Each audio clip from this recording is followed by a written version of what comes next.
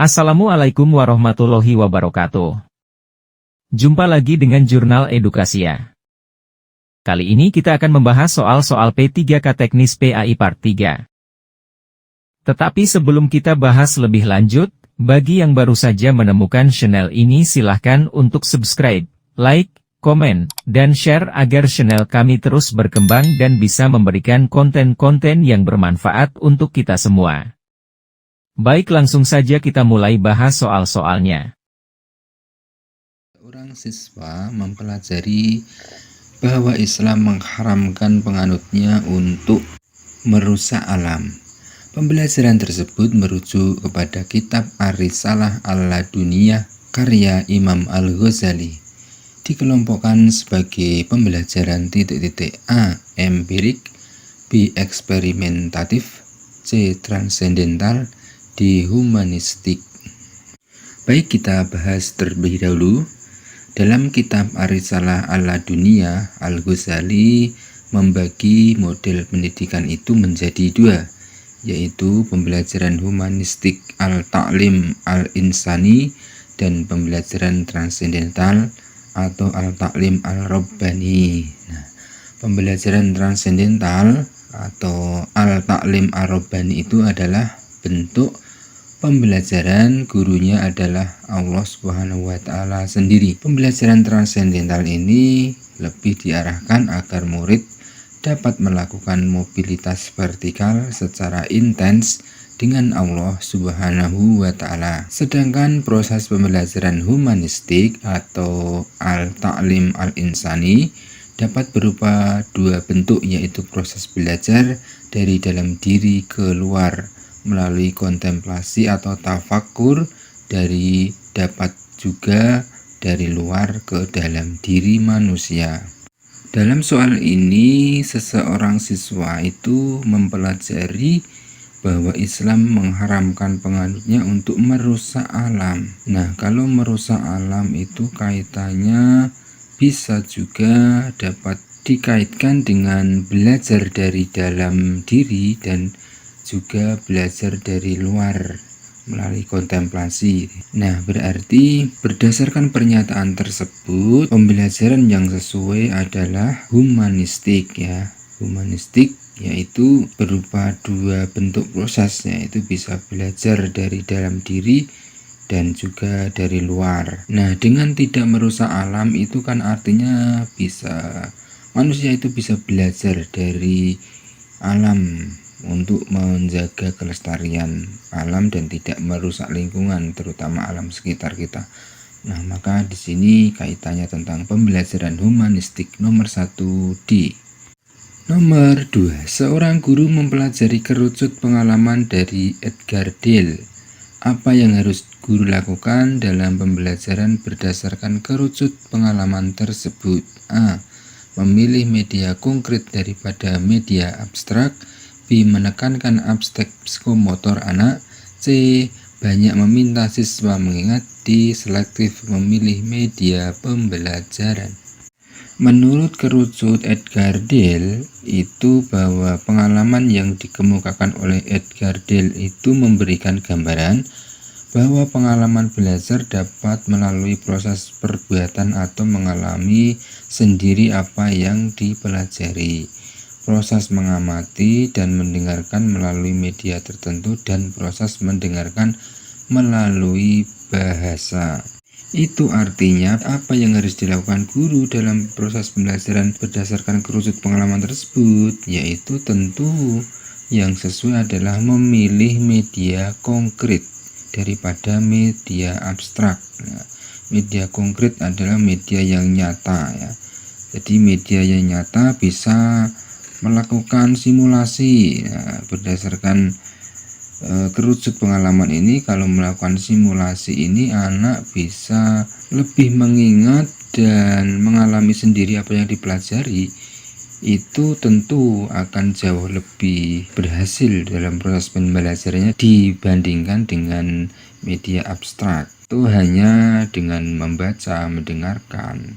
Itu dengan melakukan simulasi dan mengalami sendiri itu akan lebih baik. Nah, seperti kerucut pengalaman ini Ya, 90% itu melakukan simulasi. Nah, ini adalah yang terbaik ya, bermain peran, melakukan simulasi, mengerjakan hal yang nyata. Ini 90% terbukti dalam kerusut pengalaman Edgar Dale ini lebih baik dan lebih mengena terhadap anak itu sendiri. Nomor 3, Pak Dani mengajar di SD Maju Jaya. Setelah mengadakan evaluasi pembelajaran, ternyata hasilnya tidak sesuai dengan harapan. Dari 30 siswa, 10 siswa mendapatkan nilai 80 dan 20 siswa mendapat nilai 60. Sedangkan KKM yang ditetapkan adalah 70. Kegiatan remedial yang dilakukan oleh guru untuk 20 siswanya adalah titik-titik. Nah, di sini yang 20 siswa Pak Dani ini belum mendapatkan nilai sesuai KKM. Nah, maka apa yang harus dilakukannya?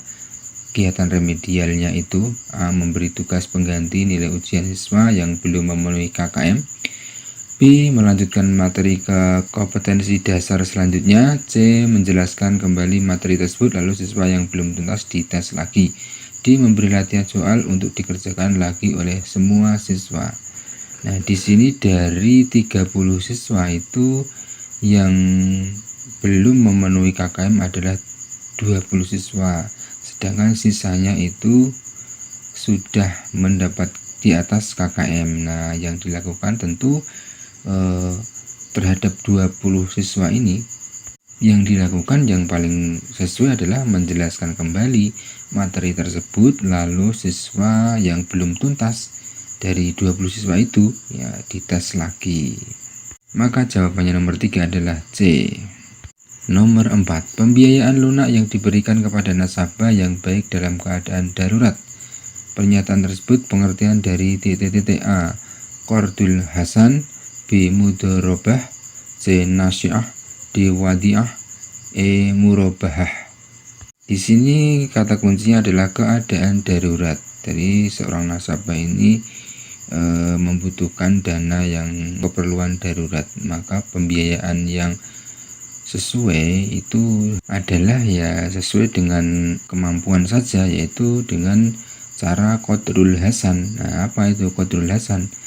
Qardul Hasan itu akad pinjaman dana kepada nasabah dengan ketentuan nasabah wajib mengembalikan pokok pinjaman yang diterima pada waktu yang telah disepakati, baik secara sekaligus maupun cicilan. Nah, ini untuk keadaan yang darurat ini yang paling sesuai adalah ya dengan cara Qardul Hasan ini. Berarti jawaban nomor 4 adalah A. Qardul Hasan. Sedangkan mudharabah, nasi'ah, wadi'ah, dan murabahah ini bisa dilakukan dengan kesepakatan untuk usaha, bisnis, dan sebagainya, itu lebih baik. Nomor 5, Pak Hani memiliki 700 ekor kambing. Berapa kambing zakat yang harus dikeluarkan oleh Pak Hani? A. 8 ekor, B. 5 ekor, C. 7 ekor, D. 4 ekor, E. 6 ekor. Nah, coba kita lihat tabel berikut ini ya. Nisabnya 1 sampai 39, di sini ada 500 sampai 599, itu 5 ekor kambing betina. Nah, yang paling minim zakat untuk kambing ini kan adalah 40 ekor.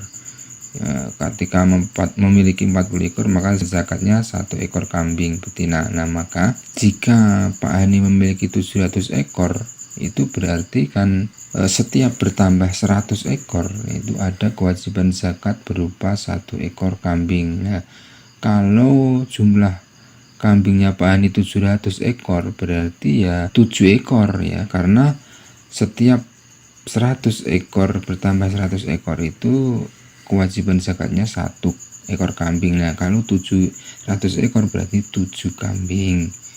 Nah, berarti nomor 5 adalah C, 7 ekor kambing.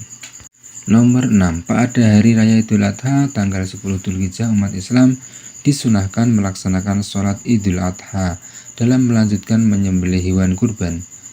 Thayyib yang saat ini kelas 3 MA tetapi tidak melaksanakan sholat karena malas. Bagaimana hukumnya?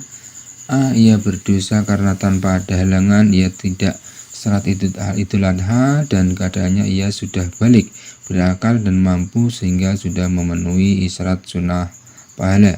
B. Ia berdosa karena dengan sengaja meninggalkan salat sunat Idul Adha walaupun ia sudah balik, berakal dan mampu sehingga sudah memenuhi syarat sunat sholat. Yang C. Ia tidak mendapatkan pahala sholat sunat Idul Adha karena jika tidak dilaksanakan tidak mendapatkan pahala dan daging kurban. D. Ia tidak berdosa walaupun tidak sholat Idul Adha karena sholat Idul Adha hukumnya sunat. Jika tidak dilaksanakan tidak berdosa. Nah, di sini kan kaitannya tentang pelaksanaan atau melaksanakan sholat Idul Adha. Nah, sholat Idul Adha itu hukumnya adalah sunnah. Nah, sunnah itu jika dikerjakan mendapatkan pahala, jika tidak dipekerjakan juga tidak berdosa. Nah, itu berarti Thayyib ini walaupun tidak melaksanakan sholat Idul Adha karena malas, ya Thayyib ini juga kehilangan sunnah dari hari raya Idul Adha itu tadi walaupun tidak berdosa. Berarti jawabannya nomor 6 adalah D. Ia tidak berdosa walaupun tidak sholat Idul Adha karena sholat Idul Adha hukumnya sunat. Jika tidak dilaksanakan tidak berdosa. Nomor 7. Ulama yang meletakkan gramatika Arab dengan memberi titik pada huruf hijaiyah adalah titik-titik A. Hasan Basri, B. Khalid bin Yazid, C. Imam Malik, D. Aswad Ad-Duali. Jawabannya adalah D. Aswad Ad-Duali. Nah, Aswad Ad-Duali ini merupakan penggagas ilmu nahwu dan pakar tata bahasa Arab dari Bani Kinanah dan dijuluki sebagai bapak bahasa Arab. Kita lanjutkan nomor 8. Pak Arman memberi modal usaha kepada Bu Anggraini sebesar 20 juta rupiah untuk usaha percetakan dan penerbitan. Selanjutnya kedua belah pihak sepakat dengan nisbah bagi hasil 50-50. Setelah usaha Bu Anggraini berkembang selama setahun, modal usahanya telah bertambah menjadi 40 juta rupiah, sehingga keuntungan yang diperoleh keduanya masing-masing sebesar 10 juta. Ilustrasi di atas adalah contoh akad sistem jual beli titik-titik A. Wadiah, B. Musyarakah, C. Murabahah, D. Mudharabah. Nah, ini juga jual beli ini juga pernah saya singgung dan saya bahas di video-video sebelumnya. Nah, tetapi kita fokus pada jawabannya saja. Nomor 8 adalah mudharabah. Nah, mudharabah ini bentuk perjanjian kerjasama antara pemilik harta dengan pengelola harta. Pemilik harta menyerahkan hartanya kepada pihak lain untuk dibisniskan. Jika untung, keuntungannya dibagi kepada pemilik harta dan pihak pengelola harta sesuai dengan kesepakatan di awal. Nah, ini antara pemilik modal dan pelaku usaha. Ini bagi hasilnya yang sesuai dengan kesepakatan. Nah, ini berarti yang cocok, yang sesuai adalah mudharabah ya. Berarti jawabannya nomor 8 adalah D. Mudharabah. Nomor 9. Perkembangan kognitif seseorang terjadi melalui 3 tahap yang ditentukan oleh caranya melihat lingkungan, yaitu enaktif, ikonik, dan simbolik. Tahap ikonik artinya titik-titik. A. Anak mampu memahami ide-ide atau gagasan abstrak. B. Anak mampu memahami ikon-ikon secara simbolik. C. Anak memahami objek-objek atau dunianya melalui gambar-gambar dan visualisasi verbal. D. Anak melakukan aktivitas-aktivitas dalam upaya untuk memahami pribadinya sendiri. Baik, kita cari arti dari ketiga tahap perkembangan kognitif seseorang ya. Tahap enaktif adalah tahapan belajar di mana siswa diberi kesempatan dalam memanipulasi objek konkret secara langsung. Tahap ikonik adalah tahapan belajar di mana siswa memanipulasi objek konkret ke dalam bentuk gambar. Tahap simbolik adalah tahapan belajar di mana siswa memanipulasi gambar dalam tahapan sebelumnya ke dalam simbol-simbol. Yang ditanyakan di sini adalah tahap ikonik. Nah, tahap ikonik itu tahap belajar di mana siswa memanipulasi objek konkret ke dalam bentuk gambar. Nah, berarti di sini Yang sesuai adalah yang C ya, anak memahami objek-objek atau dunianya melalui gambar-gambar dan visualisasi verbal. Nah, ikonik itu berarti melalui gambar-gambar, memahami objek melalui gambar-gambar. Nomor 9 adalah C. Nomor 10, implementasi strategi yang benar dalam pembelajaran abad 21 adalah titik-titik. A. Fokus berceramah dan tanya jawab. B. Fokus pembelajaran pada praktek belajar lebih dalam dan belajar kemitraan baru. Strategi pembelajaran mengaplikasikan strategi pedagogi yang mendukung praktek deep learning dan kemitraan baru pembelajaran langsung ke arah model pembelajaran penemuan. C. Mengajak siswa belajar ke luar kelas. D. Siswa harus bersahabat dengan guru serta mata pelajaran. Ya, yang ditanyakan di sini adalah strategi pembelajaran abad 21. Nah, di situ ada nomor B, itu ada istilah deeper learning atau deep learning. Itu apa ya? Deep learning itu merupakan sub bidang mesin learning yang algoritmanya terinspirasi dari struktur otak manusia.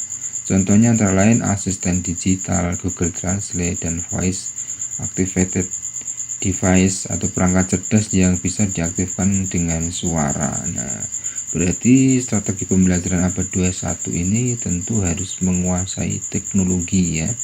Teknologi yang sudah disediakan berbagai penyedia layanan ya, di Google ya, di Yahoo dan berbagai layanan lainnya ini sudah tersedia dengan fasilitas internet yang sudah ada berarti di implementasi strategi dalam pembelajaran abad 21 ini yang sesuai adalah yang B ya, fokus pembelajaran pada praktek belajar lebih dalam dan belajar kemitraan baru. Nah, ini dengan strategi pedagogik yang didukung dengan praktek deep learning dan kemitraan baru. Demikian pembahasan soal-soal untuk tes P3K. Mudah-mudahan memberikan informasi yang bermanfaat bagi kita semua. Wassalamualaikum warahmatullahi wabarakatuh.